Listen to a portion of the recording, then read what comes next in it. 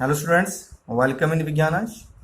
Today's topic is regarding the reflection of light, and that is the laws of reflection and various terminology like incident ray, reflected ray, angle of incidence and angle of reflection. First of all, we will prove it with the help of experiment, and let's see the experiment first.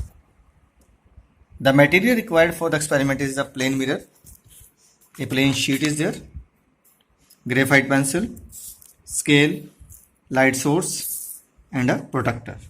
तो हमें 1, 2, 3, 4, 5, 6 चीज़ों की जरूरत है. हम क्या करेंगे, हम एक टॉर्च को यूज़ कर रहे हैं. यहाँ से उस तरह से इस लाइट को डालेंगे.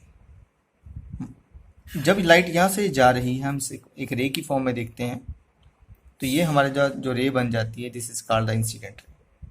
फिर हम ये देखेंगे, गुड, यहाँ से ये दिख रही है आपको, ये जो इधर से लाइट आ रही है, ये एक लाइन में लाइट आ रही थी, ये वाली लाइन, तो this is called incident ray. जो लाइट इधर से इधर गई, ये इंसिडेंट है. जिस जगह पे ये टकरा रही है इस पॉइंट के ऊपर, ये पॉइंट पे अगर हम 90 डिग्री का एंगल ड्रा करते हैं, तो then it is called the normal. तो ये हमारा क्या बन गया, दिस इज नॉर्मल. यहीं से ये लाइट टकरा के देखिए इधर आ रही वापस, तो जिस रास्ते से ये लाइट वापस आ रही है, तो उसे हम क्या बोलेंगे, that is called reflected ray. ये क्या आ गई, हमारी रिफ्लेक्टेड रे है. और जिस जगह से टकराई, देखिए इधर से ये आ गया हमारा इंसिडेंट रे. यहाँ हमने 90 डिग्री का एंगल ड्रॉ कर दिया इस पॉइंट के ऊपर, तो that is called normal. Normal और इंसिडेंट रे के बीच वाला जो एंगल बना है, that is called angle of incidence, angle I लिखते हैं. और इसी तरह से नॉर्मल और रिफ्लेक्टेड रे के बीच में जो एंगल बनता है, उसे हम क्या बोलते हैं, एंगल ऑफ रिफ्लेक्शन बोलते हैं. राइट, अभी हम इसको ड्रा करते हैं. पहले see here, very much clear here. अगर हम पहली तरफ बिल्कुल कहाँ रख रहे हैं, लाइन के ऊपर रखिए, तो इस तरफ भी लाइन के ऊपर से आता है. अब हमने क्या देखा कि हमारी जो इंसिडेंट रे थी और जो रिफ्लेक्टेड रे है और नॉर्मल, तीनों एक ही शीट पे बने हैं. इट मीन्स तीनों एक ही प्लेन के ऊपर है. अभी हम इसको ड्रा किया, निकाल दीजिए प्लीज. नो, जब हम इसको अब मेजर कर रहे हैं, हम इसको माप रहे हैं विद द हेल्प ऑफ प्रोडक्टर. तो देखिए ये इंसिडेंट रे है, ये नॉर्मल है. तो 0 डिग्री पे हमने इसको फिक्स किया इस तरह से. तो ये हमारे कितने डिग्री के अप्रॉक्स है, 35 डिग्री. सिमिलरली अगर हम इसको दूसरी तरफ से मापते हैं, तब भी हमें उसी तरह से मापना है. हमें इसको प्रोडक्टर को इस तरह से यहाँ रखना है, इसी पॉइंट के ऊपर, इसके ऊपर आप ज्वाइंट करेंगे. तो आपके पास एंगल कौन सा मेजर करना, लेकिन ध्यान रखना है, जब हम 0 ये कंसिडर करते हैं, तो हमने एंगल कौन सा लेना है, इसके अंदर वाले एंगल की स्टडी करनी है. राइट, तो यहाँ भी आप देख सकते हैं that the angle is approximately, angle is 35 degree. So it show that the angle of incidence is equal to angle of reflection, और तीनों ही एक शीट पे बने हैं, that's why it is in the same plane. Let's अब लिखना कैसे है उस पर काम करते हैं. तो सबसे पहले टर्मिनोलॉजी, अगर आता है व्हाट इज इंसिडेंट रे, हमने देखा the light ray that is coming from a source is known as incident ray. जो किसी सोर्स से लाइट रे आ रही थी, उसको हमने क्या कहा, दैट इज इंसिडेंट रे. फिर जो उससे टकरा के वापस आई, उसके लिए क्या टर्म लगाया, reflected ray. The ray that comes back from surface after reflection is known as the reflected ray. ऐसी रे जो पॉलिश सरफेस से टकरा के वापस आ रही थी, उसको रिफ्लेक्टेड. एक ध्यान रखिए, पॉलिश से बगैर भी हमने पिछले वीडियो में देखा कि वहां से भी लाइट जब किसी भी सरफेस से टकरा के वापस आएगी, तो उसको हम क्या कहेंगे, that is known as reflected ray. Then third definition is about the normal. What is normal? A perpendicular line drawn at the point of incidence is known as normal. हमने क्या देखा कि जिस जगह से लाइट टकरा के वापस आ रही थी, अगर हम वहां 90 डिग्री का एंगल ड्रा कर रहे थे, उसी को हमने क्या कहा, दैट इज नॉर्मल.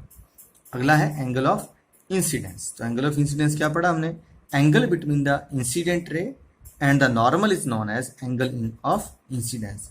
जो हमारी इंसिडेंट रे है और जो हमारा नॉर्मल है, इसके बीच के एंगल को क्या कहा जाता है, एंगल ऑफ इंसिडेंस. और किससे लिखते हैं इसको हम, एंगल आई से. फिर हमने एक और चीज पढ़ी, that is angle of reflection. ये किसके बीच में आया, रिफ्लेक्टेड रे और नॉर्मल के बीच के एंगल को क्या कहते हैं हम, that is known as angle of reflection. इसको एंगल आई से लिखते हैं और इसको किससे लिखते हैं, एंगल आर से लिखते हैं. ठीक है, तो ये हुई टर्मिनोलॉजी. अब बात करते हैं कि अगर कैसे लॉज ऑफ रिफ्लेक्शन को राइट अप करते हैं. लॉज ऑफ रिफ्लेक्शन क्या हुए, पहला हमने देखा the angle of incidence that is angle of I is always equal to the angle of reflection. हमने देखा I इक्वल टू R होगा सदा ही। अगर आप बहुत बड़ी एक्सपेरिमेंट करेंगे तो कोई कमी नहीं आएगी।